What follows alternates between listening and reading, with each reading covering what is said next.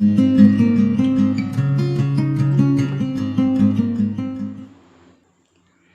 हम इस वीडियो में विराम चिन्हों को समझेंगे कि विराम चिन्ह कौन कौन से होते हैं। विराम चिन्हों का अर्थ और महत्व हम पिछली वीडियो में भाग 1 में पढ़ चुके हैं। तो जिन्होंने ये अर्थ और महत्व वाली वीडियो नहीं देखी है तो विराम चिन्ह की अर्थ और महत्व की भाग 1 ज़रूर देख लें, तभी आपको समझ में आएगा कि विराम चिन्ह का अर्थ क्या होता है और महत्व क्या होता है। तो जान लें कि विराम चिन्ह किसे कहते हैं। विराम चिन्ह का अर्थ होता है रुकना या ठहरना। किसी भी भाषा को बोलते समय बीच बीच में या अंत में हम कुछ क्षणों के लिए रुकते हैं, अर्थात एक ही भाव की अभिव्यक्ति के बाद कुछ देर के रुकते हैं, तो ये रुकना ही विराम कहलाता है। तो इसको डिटेल में हम पिछली वीडियो में समझ चुके हैं। आज हम इस वीडियो में सिर्फ विराम चिन्हों को समझेंगे कि कौन कौन से विराम चिन्ह होते हैं। देखिए, विराम चिन्ह हैं योजक, पूर्ण विराम, अर्ध विराम, प्रश्नवाचक चिन्ह और कोष्टक चिन्ह। आजकल हिंदी भाषा एवं हिंदी अंग्रेजी भाषा में कुछ लिए गए विराम चिन्ह इस तरह से हैं। इनको हम एक एक करके समझेंगे। सबसे पहले हम समझते हैं अल्प विराम। अल्प विराम को अंग्रेजी में कॉमा कहते हैं। जैसे ये कॉमा कहाँ पर लगता है? पढ़ते या बोलते समय थोड़ा रुकने के लिए अल्प विराम का प्रयोग किया जाता है। यानी जहाँ पर हम बहुत कम समय के लिए रुकते हैं वहाँ पर अल्प विराम लगता है। जैसे अल्प विराम शब्द से ही मतलब समझ में आ रहा, अल्प माने होता है थोड़ा, विराम माने रुकना, बहुत कम समय के लिए रुकना। जैसे सीता, गीता और सुनीता, यह सुंदर वृक्ष जो तुम देख रहे हो आम का वृक्ष है। इस वाक्य को बोलते समय हम बहुत कम समय के लिए रुक रहे हैं, जहाँ पर कॉमा लगा है उसे अल्प विराम कहते हैं। जैसे सीता, गीता और सुनीता, इसमें पता भी नहीं चल रहा है कि हमने कहीं रुका है, बहुत हल्के से रुका है और लेकिन रुके हैं। देखिए, ये सुंदर वृक्ष जो तुम देख रहे हो आम का वृक्ष है। इस प्रकार से हम रुक भी जाते हैं और पता भी नहीं चलता, तो वहाँ पर अल्प विराम होता है। अब दूसरा होता है अर्ध विराम। अर्ध विराम को जो है अंग्रेजी में सेमी कॉलन कहते हैं। जहाँ अल्प विराम से कुछ अधिक रुकना हो, यानी अभी तो हम अल्प विराम में थोड़ा सा रुक रहे थे, लेकिन जो है अर्ध विराम में उससे और थोड़ा ज़्यादा रुकते हैं, तो वहाँ पर अर्ध विराम का प्रयोग किया जाता है। जैसे अल्प विराम तथा पूर्ण विराम के बीच का यह चिन्ह, जैसे वे गुरुजी के प्रवचन में मग्न हैं, यहाँ पे थोड़ा रुके, भला जल्दी कैसे आ सकते हैं। तो यानी जो पूर्ण विराम होता है उसके बीच में वो का चिन्ह होता है। तो जो अल्प विराम से थोड़ा सा ज़्यादा समय लेता है उसे अर्ध विराम कहते हैं और अंग्रेजी में इसे सेमी कॉलन कहते हैं। तीसरा आता है पूर्ण विराम। पूर्ण विराम को अंग्रेजी में फुल स्टॉप कहते हैं। जहाँ, और ये कहाँ लगता है? जहाँ वाक्य पूर्ण हो जाता है, यानी पूरा हो जाता है, वहाँ पूर्ण विराम का प्रयोग होता है। ये सब तो बच्चे जानते ही होंगे कि पूर्ण विराम कहाँ पर लगता है। जैसे वह मेरठ गया, वाक्य पूरा हो गया, बात खत्म हो गई, तो वहाँ पर हमने पूर्ण विराम लगा दिया। अब अगला आता है योजक। योजक को अंग्रेजी में हाइफन कहते हैं और ये बीच में इस तरह से पड़ी लकीर की तरह लगता है। अभी देखिए, योजक का क्या अर्थ होता है? योजक से ही शब्द से मतलब चल रहा है कि जोड़ने वाला, दो को जोड़ने वाला। जो चिन्ह दो पदों को आपस में जोड़ता है वह योजक चिन्ह कहलाता है। अब इसे समास बोधक चिन्ह भी कहते हैं। जैसे समास में योजक चिन्ह आता है, जैसे माता पिता, सीताराम, चाचा भतीजा, रात और दिन, इस तरह से आता है, जहाँ पर दो के बीच में ये हाइफन लगा होता है या योजक चिन्ह लगा होता है। तो इसमें ये पड़ी लकीर की तरह इसका चिन्ह होता है। इसको सब बच्चे जानते ही होंगे। अब अगला है निर्देशक चिन्ह। निर्देशक चिन्ह को अंग्रेजी में डैश कहते हैं। ये भी बच्चों को बहुत अच्छी तरह से आता होगा। जैसे ये योजक चिन्ह से आकार में थोड़ा बड़ा होता है। जैसे ये जो योजक चिन्ह है वो थोड़ी पड़ी लकीर जो होती है वो थोड़ी छोटी होती है, लेकिन ये जो डैश होता है ये थोड़ा बड़ा होता है। ये इसके विषय विभाग संबंधी प्रत्येक शीर्ष के वाक्यों, वाक्यांशों अथवा दो के मध्य समय या भाव को विशिष्ट रूप से व्यक्त करने के लिए इसका प्रयोग किया जाता है। जैसे मतलब किसी के जो शीर्ष के किसी व्यक्ति के जो वाक्य होते हैं, उसके वाक्यों को जो है विशिष्ट रूप से व्यक्त करने के लिए, जैसे कोई वाक्य किसी ने कहा हो कि ये वाक्य उसने कहा था, तो उसके वाक्य को विशिष्ट रूप से व्यक्त करके जब हम दिखाते हैं तो उसके आगे ये जो है निर्देशक चिन्ह लगा देते हैं। जैसे नेताजी सुभाष चंद्र बोस ने कहा, अब यहाँ पे उन्होंने क्या कहा, उसके आगे एक डैश लग जाएगा, तुम मुझे खून दो मैं तुम्हें आज़ादी दूंगा। और अगला चिन्ह आता है विवरण चिन्ह। इसको अंग्रेजी में कॉलन एंड डैश कहते हैं। ये कोई भी विवरण देने के लिए विवरण से पूर्व जो चिन्ह लगाया जाता है उसे विवरण चिन्ह कहा जाता है। जैसे किसी का हमें कोई विवरण देना है तो वहाँ पर ये जो है विवरण चिन्ह लगाया जाता है। जैसे वचन दो होते हैं, आगे लगा दिया विवरण चिन्ह, और ये जैसे एक वचन बहुवचन, इस तरह से विवरण चिन्ह कहाँ लगाया जाता है, जहाँ पर विवरण देने के लिए विवरण से पूर्व जो चिन्ह, यानी ये विवरण से देने से पहले, जैसे इसमें बताया ना वचन दो होते हैं, तो कितने वचन होते हैं उसको बताने से पहले एक जो है पड़ी लकीर डाल दिए, उसको विवरण चिन्ह कहते हैं। जैसे ये बताना चाह रहे हैं ना इसमें कि वचन कितने होते हैं, दो होते हैं, तो ये बताया जा रहा है, विवरण दिया जा रहा है कि वचन होते कितने हैं, तो बताने से पहले उसके आगे ये विवरण चिन्ह लगा दिया है। अगला चिन्ह है प्रश्नवाचक चिन्ह, जिसको सभी बच्चे जानते हैं, क्वेश्चन मार्क। देखिए इसमें प्रश्नवाचक वाक्यों के अंत में पूर्ण विराम के साथ स्थान पर प्रश्नवाचक चिन्ह लगाया जाता है। ये बात बहुत ही ध्यान रखने की है कि जहाँ कहीं भी प्रश्नवाचक पूछा जाता है, प्रश्नवाचक कोई जो है वाक्य होता है, तो वहाँ पर पूर्ण विराम जरूर लगाते हैं। और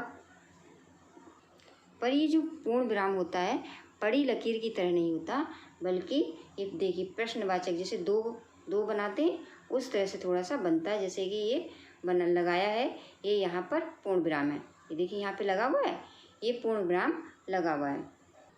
देखिए प्रश्नवाचक चिन्ह, प्रश्नवाचक चिन्ह अंग्रेजी में जिसको क्वेश्चन मार्क कहते हैं, तो ये प्रश्नवाचक वाक्यों के अंत में पूर्ण विराम के स्थान पर प्रश्नवाचक चिन्ह का प्रयोग किया जाता है।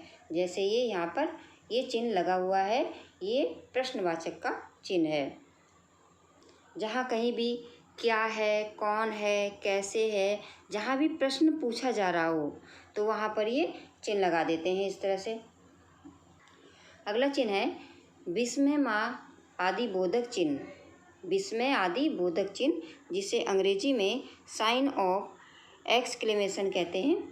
इसमें आश्चर्य, जहाँ पर कहीं आश्चर्य हो रहा हो, हर्ष हो रहा हो, शोक हो रहा हो, घृणा हो रही है, आदि भावों को दर्शाने के लिए ये जो या प्रकट करने वाले वाक्यों में विस्मय आदि बोधक या संबोधन जो है बोधक चिन्हों का प्रयोग किया जाता है।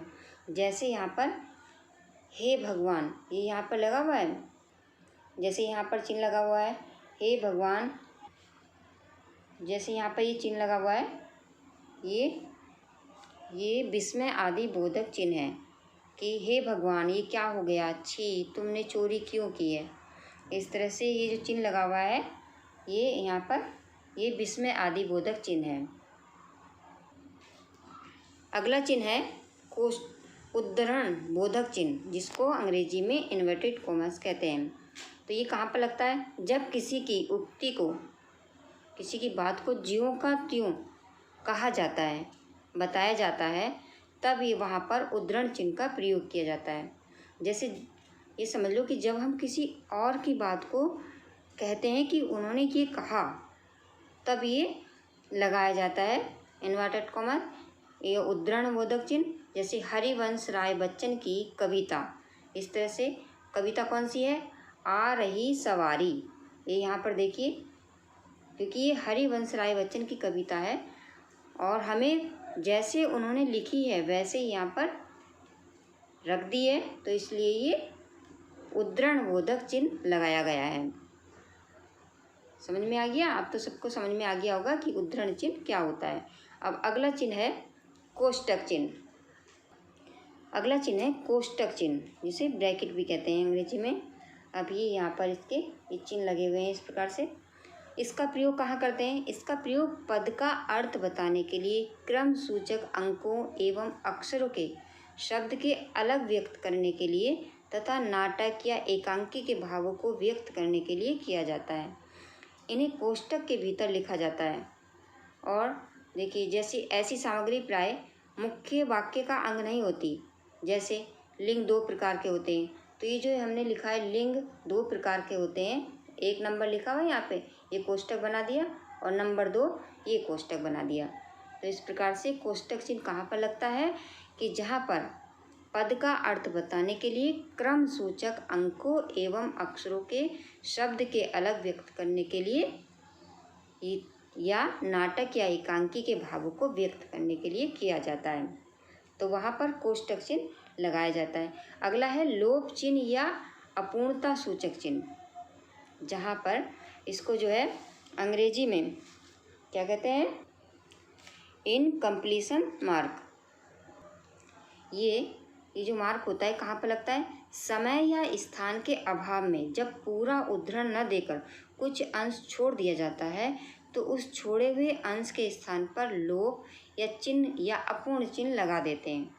जहाँ पर हमें पूरा नहीं लिखना है, तो हमें कुछ चीज़ छोड़नी है, क्योंकि जैसे बड़ी कविता है, अब हमें उस बड़ी कविता का थोड़ा सा अंश लेना है, तो कुछ चिन्ह लगाए जाते हैं, यानी कुछ चिन्ह लगा करके उसको लोप का चिन्ह लगाया जाता है कि जो है पढ़ने वाला समझ जाए कि यहाँ पर और कुछ था।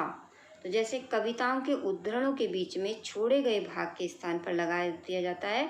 जैसे यहाँ पर लगाया है ये रानी मुख पर घूंघट डाले।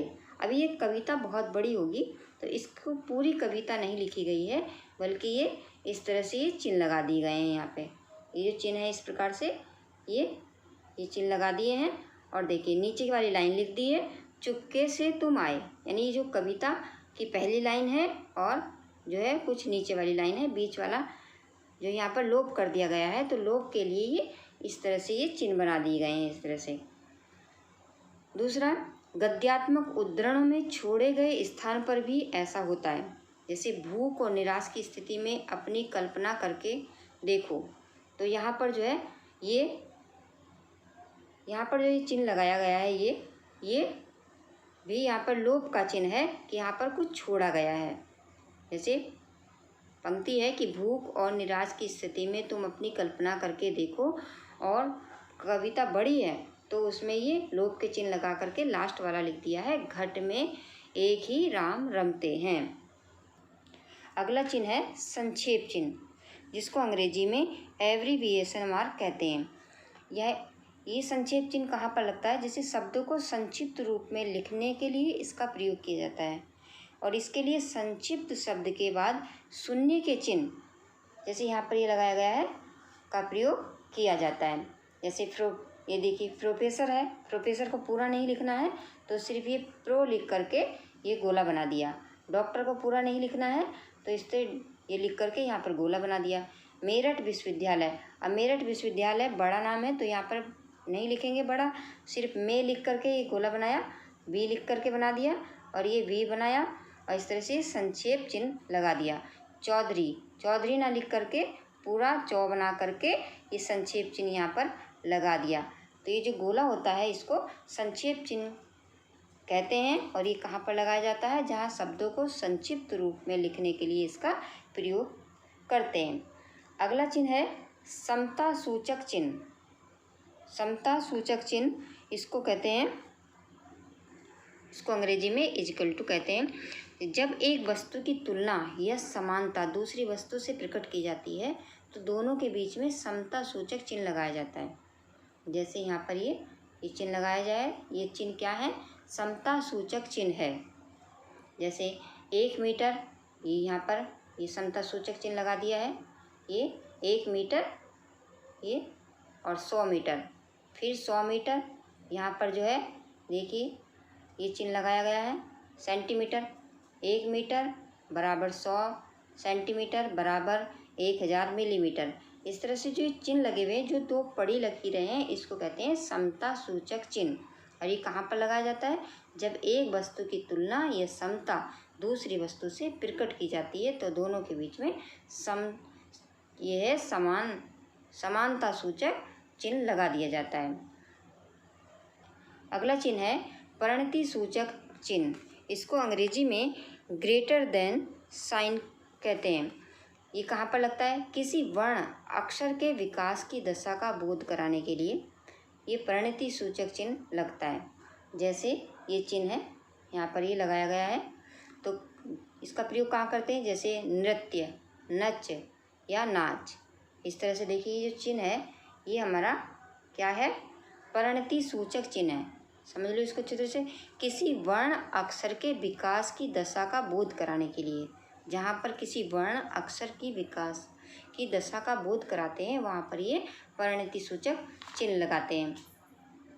अगला है हंस पद चिन्ह। ये जो है हंस पद चिन्ह, इसको अंग्रेजी में कैरेट कहते हैं। ये कहाँ पर लगता है?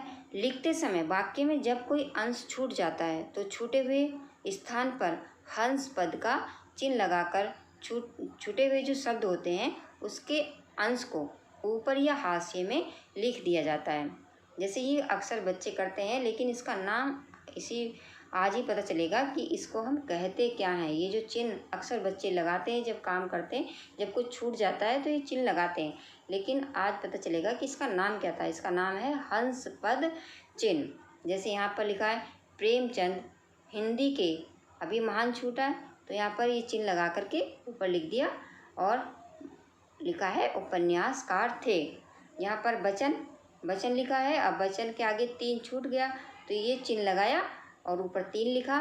वचन 3 प्रकार के होते हैं। तो ये कहाँ पर लिखा जाता है कि जब कोई अंश छूट जाता है तो उस स्थान पर हंस पद का चिन्ह लगा देते हैं। तो आज पता चला होगा कि ये जो है छूटे हुए स्थान पर जब हम ये चिन्ह लगाते हैं तो उसका नाम क्या था? उसका नाम होता है हंस पद चिन्ह। अगला है रेखांकन चिन्ह, इसको अंडरलाइन भी कहते हैं अंग्रेजी में। तो वाक्य में किसी विशेष शब्द या अंश पर ध्यान आकृष्ट करने के लिए उसके नीचे रेखा खींच दी जाती है। यानी जहाँ पर हमें कोई चीज़ विशेष बतानी होती है कि बहुत ख़ास चीज़ है तो उसके नीचे रेखा खींच देते हैं, इसी को रेखांकन चिन्ह कहते हैं। जैसे यहाँ पर राजा दशरथ के 4 पुत्र थे, हमें यहाँ बताना है तो उसके नीचे हम रेखा खींच रहे हैं। जैसे अभी रेखा खींच के ही बता रहे हैं। तो रेखा खींचने का मतलब है कि ये चीज़ जो है कुछ खास है, कुछ विशेष है। तो जहाँ पर कोई खास चीज़ होती है, विशेष चीज़ होती है, वहाँ पर जो है ये अंडरलाइन लगाई जाती है, रेखांकन चिन्ह लगाए जाते हैं। अगला है निर्देशन चिन्ह, निर्देशक चिन्ह। इसको अंग्रेजी में रेफरेंस साइन कहते हैं और ये कहाँ पर लगते हैं? जहाँ पर शोधन या प्रूफ रीडिंग में इस चिन्ह का जो है अक्सर प्रयोग होता है। जब कोई बात अन्यत्र लिखनी हो तो उसे यथास्थान लाने के लिए निर्देश चिन्ह का प्रयोग किया जाता है। जैसे सीता है तो उसके आगे ये जो चिन्ह है इसका नाम है निर्देश चिन्ह। इसको बताया जा रहा है कि जो सीता है वो कैसी है? सुंदर लड़की है। तो यहाँ पर शोधन या प्रूफ रीडिंग में इस चिन्ह का प्रयोग होता है। जब कोई बात, इतना समझ लो कि जब कोई बात अन्यत्र लिखी हो तो उसे यथास्थान लाने के लिए इस चिन्ह का प्रयोग किया जाता है। अगला चिन्ह है पुनरुक्ति चिन्ह, जिसको डिट्टो कहते हैं। ये तो सब जानते होंगे बच्चे। जब ऊपर की पंक्ति में लिखी गई बात को ज्यों का त्यों नीचे की पंक्ति में दोहराना हो तो पुनरुक्ति सूचक चिन्ह का प्रयोग किया जाता है। जैसे महादेवी वर्मा हिंदी की सुप्रसिद्ध कवित्री हैं, या तो हमें नीचे जो है दूसरा लिखना है सुभद्रा कुमारी चौहान, और वही उनके लिए भी वही वाक्य लिखना है कि सुप्रसिद्ध कवित्री हैं। तो हमें जो है द्वारा से नहीं लिखा, और ये इस तरह से द्वारा से नहीं लिखकर ये डिट्टो लगा देते हैं। यहाँ पर देखिए महादेवी वर्मा हिंदी की सुप्रसिद्ध कवि है, पहली लाइन में तो लिखा है लेकिन दूसरी लाइन में भी हमें वही लिखना था। तो यहाँ पर सुभद्रा कुमारी चौहान ये फिर से ना लिख करके कि वो सुप्रसिद्ध कवित्री हैं, फिर से यहाँ पर ये डिट्टो चिन्ह लगा दिया है। अगला है टिप्पणी सूचक चिन्ह। इसको अंग्रेजी में नॉट और एस्टेरिस्क साइन कहते हैं। ये कहाँ पर लगता है? जहाँ पर साहित्यिक लेखादि लिखते समय किसी भाव या ग्रंथ आदि पर टिप्पणी करनी होती है तो उस विचार को उद्धृत करके उसके अंश में टिप्पणी सूचक चिन्ह लगा दिया जाता है। जैसे रामचरितमानस, यहाँ पर जो है ये लगाया है, यहाँ पर ये जो फूल सा बनाया है इसी को कहते हैं टिप्पणी सूचक चिन्ह। तो यहाँ पर ये दर्शा रहा है कि ये हिंदी का सर्वश्रेष्ठ महाकाव्य है। अगला है 20वां समाप्ति सूचक चिन्ह। ये जो है इसको तो सब पता ही होगा, इसका ये चिन्ह होता है दी एंड। जैसे हमारी इस वीडियो का भी अब दी एंड होने वाला है क्योंकि सबसे लास्ट वाला है। तो किसी निबंध, कहानी, नाटक, पुस्तक आदि की समाप्ति पर अंतिम पंक्ति के नीचे समाप्ति सूचक चिन्ह लगाया जाता है। जैसे यहाँ पर लिखा है यहीं कहीं पर बिखर गई वह चित्र विजय माता सी। तो देखिए यहाँ पर जो है ये चिन्ह लगाया है, तो ये क्या है? समाप्ति सूचक चिन्ह है। तो यहाँ पर ये चिन्ह लगा दिया है और लिखा है पथ के साथी।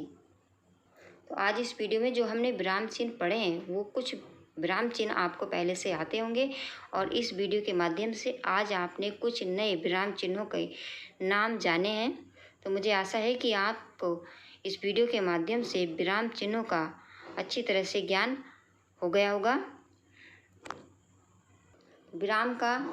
विराम चिन्हों का अर्थ और महत्व जानने के लिए जिन बच्चों ने विराम चिन्हों के अर्थ और महत्व की भाग 1 की वीडियो नहीं देखी है वो भी वीडियो देख लें ताकि उन्हें विराम चिन्ह का अर्थ और महत्व समझ में आए और इस वीडियो के माध्यम से विराम चिन्हों को अच्छी तरह से वो समझ जाएंगे, इतनी मुझे आशा है। धन्यवाद।